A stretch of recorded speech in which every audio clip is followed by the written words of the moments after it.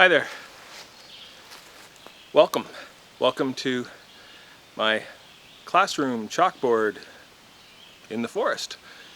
My name's Bruce, and if you've been watching a few of the previous shows, I'm trying to bring a little bit of entertainment, infotainment, information, where I'm going to touch on a thing, a person, and an idea in each of these shows. And the ideas are, for the next while, they're kind of taken from the field of economics. So, without further ado, let's get on it. Okay, I'm going to talk about the thing. The thing today is this. Is that a good shot? I don't know. This is a smoke and carbon monoxide detector. It is a Nest Protect by Google smoke and carbon monoxide detector. And this is your friend. I strongly recommend, actually it's a code requirement in a lot of jurisdictions, but I strongly recommend that you have one of these in each of your bedrooms in your home. And I recommend that you have one of these on each level of your home and in every area where there is combustion. When I read in the news about a fire that has occurred, first thing I want to know is, were there working smoke detectors in the house? Because house fires spread remarkably quickly, and time is your friend. And this device, or similar device, but this device in particular, the Google Nest Protect, will really and truly save your life. This one's quite polite. When it begins to detect some smoke or some carbon monoxide, it gives a polite mention. It'll say, there is smoke in the kitchen, or there is smoke in the basement, or there is smoke somewhere. Then it says, the alarm may sound. The alarm will be loud. Now, if you have proper interconnected smoke detectors, like if you set this up with the app, as you should, and you have perhaps a combination of hardwired and that are supplied by your AC current in your house and battery detectors, they work together and they work magically. And remember, it gives you that little polite warning, because say if you kind of burnt the toast, or you have a little bit too aggressive cooking or something like that, it gives you an opportunity to address that, and so it's not a big event. But in the event that it must be a big event, it is an event, there's no question. Okay, so I strongly recommend this. Another thing I strongly recommend, and this is how to use this device, is if you're a parent or homeowner, what you want to do is have a home fire drill maybe once a year, and make it fun. Make it fun for everybody. That way you know what to do when the alarm goes off. What you want to do really is roll out of bed and crawl out of the house immediately. There should be no, geez, maybe it's not a big deal. You just do it. Just leave. And make sure that everyone in your family knows, leave. And when you leave, have what you call a rally point, or a place where everybody knows you're going to meet up, because this is important. It avoids the heartache of someone, normally a parent, returning into a house to rescue someone that is already safely outside.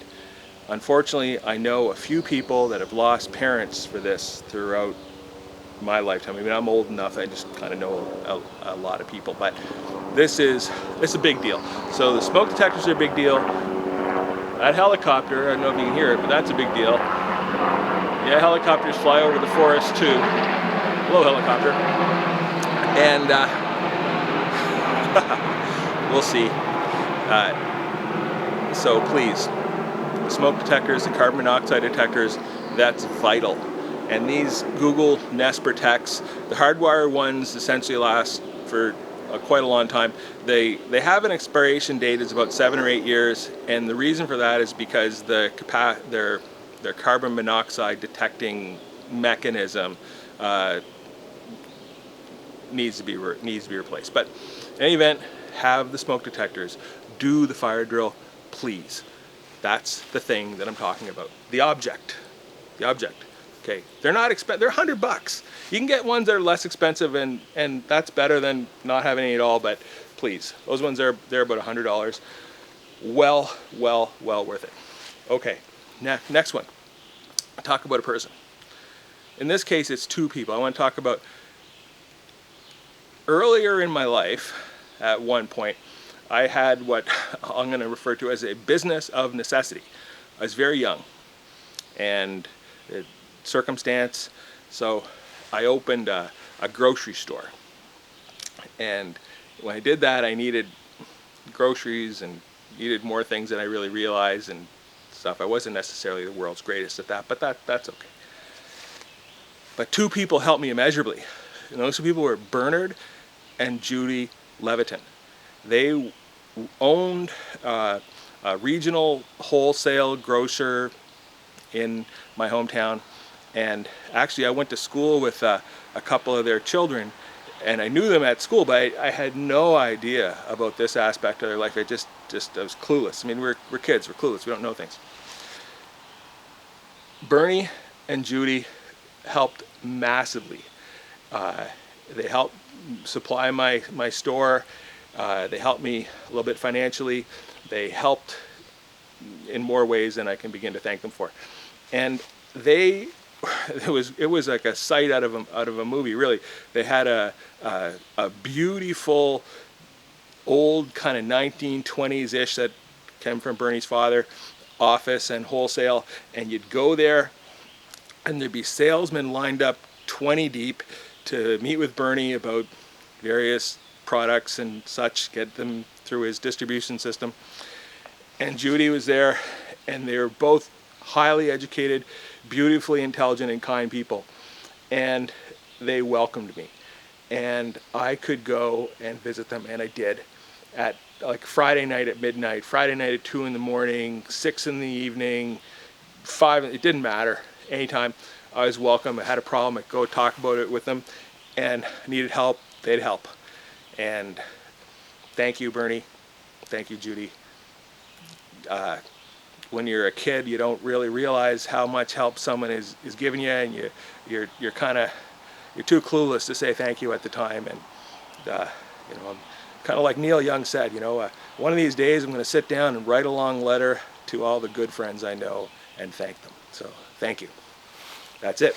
Now, the idea. Okay, talking about the three entities that exist in society. Someone can make an argument that it's an oversimplification, but really there's three. People, firms, government. Okay, people.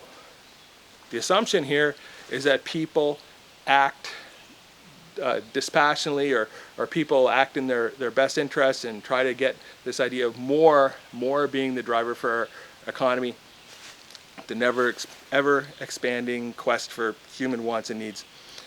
Okay, so you think people are all scientific and objective about their day, but that's just really, come on, it's a fairy tale. Think about your own self. I mean, did you really need that 17th pair of jeans, or the 7-car garage, or fill your house up with toilet paper during the pandemic? No. So people really don't act as rationally as we'd like to think. There's a whole branch of economics, guys, behavioral economics, which that's fine. That's people. And it's, if you can be rational in your decisions, like logical through it, make lists and columns of criteria. You're going to choose between two options. You're going to make take a piece of paper, write your two options at the top, pros, cons. Go ahead, that's great. But in reality, there's a lot of impulse going on. And there's a lot of mosquitoes and bugs here too, I'm going to tell you, because this is, I'm in the forest, because it's what I got. Okay, people. Then the firm, businesses. Now, yesterday I'd said, or previous video, that businesses behave to make profit. That's the reason they exist. And as long as everyone's aware of that and the business is working towards profit, then things tend to kind of work out. And then the third entity is government. Okay, government. Government exists to maximize the welfare of everything. So maximize the welfare of all the people, all the individuals, maximize the welfare of the businesses, maximize the well-being. Now, how does this work? Well, in our society and the planet, we have this stuff called resources. And so, in a way, there's a couple of broad categories of resource. One category of resource is labor. Labor. And skills and education. Skilled labor. Educated populace. That is good. The more you know, the better. That's one resource. Another resource that we have is natural resource. Natural. The things that exist in the planet. Okay. So, if you think about it for a bit, all this stuff that we have around us didn't exist forever. And through time, it was developed through kind of scientific endeavor and experimentation and trial and error. I mean, there's a kind of a famous saying is that the bravest person in the world was whoever ate the first oyster. Well, and another one is, say alcohol. I always kind of laugh myself about alcohol and I think, geez, okay, vodka. Who figured out how to make alcohol from potatoes and why? Or tequila, alcohol from cactus or whatever. You know, I mean, wine, that one, okay, it's kind of a natural progression from grape juice, but alcohol is amazing. So, in the context here of the resources that exist in the world, is people, natural resources, and stuff. Okay, and I'm going to talk about that in a lot more detail in maybe the next video or maybe the video after the next video. But in the meantime, I hope that you kind of enjoy this this little thing I got going here. And I used to joke about it. Sometimes I like to hear the sound of my own voice, and it turns out I kind of don't necessarily like hearing the sound of my own voice, but oh well. Oh, that's another thing I was thinking about mentioning is that with people, all of us have two people. Okay, there's this person. Okay, when you're here and you look out in the world, it's the you seeing the world and experiencing the world and experiencing other people, and that's great.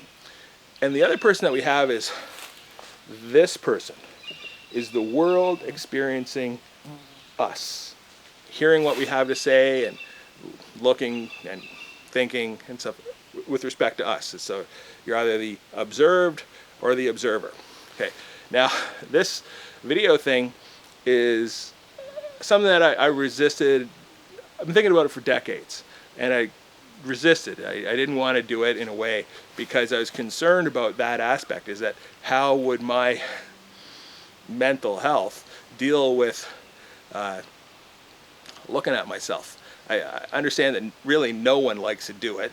I have another profession where I can assure you that very, very, very few people like looking at themselves as a thing.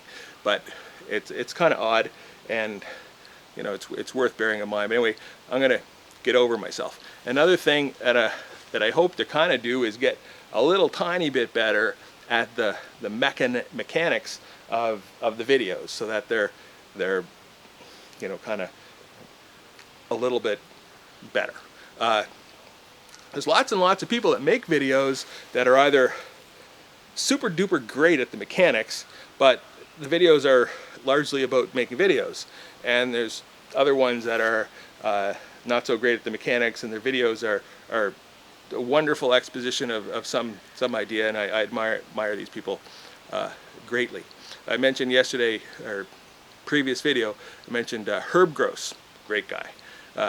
And Herb made videos in the 50s and 60s, and they went up on YouTube, and Herb personally responded to comments into his 9th decade, into his 90s. He's 90 years old, and people are commenting on his videos, and he's answering their questions. It was great.